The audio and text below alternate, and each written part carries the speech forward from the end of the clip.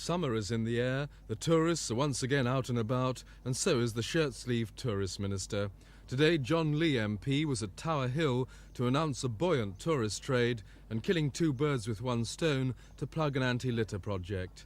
Ironically, overflowing rubbish bins prove the conscientiousness of the public, but cast doubt on the authorities' motivation. The government's tourist chief made it clear that despite overcrowded roads and tubes, more tourists are wanted in the capital. Do you want more tourists to visit London? Yes, we want more tourists to visit London, we want more tourists to visit this country, and of course the figures that we're announcing today for January and February 1989 show that visitor numbers are up 14%. The nearby Beefeaters also agreed there is room for growth, at the Tower at least. We could probably go up another 5,000 a day. Would you say that, though, if you were trying to drive your car through London traffic? You talk about London traffic, I'm talking about inside the Tower of London, but we don't have cars. The minister also argued that London's prices compare favourably with other capital cities.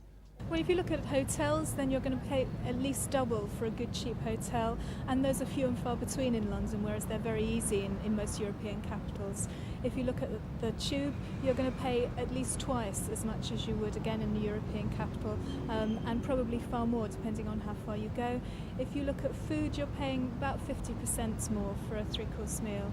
How do you find the prices in London for ordinary things like coffee and ice creams? I think that's a little expensive, and when you go in, for instance, St. Paul's Cathedral, they charge you at almost every door for different things.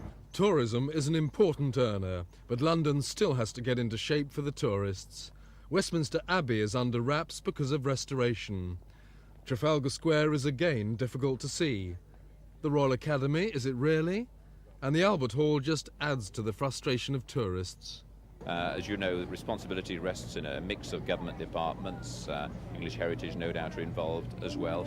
But obviously, all those bodies would be well aware that we want to have those particular attractions available in the widest sense for tourists, and one would hope they wouldn't be covered up for too long.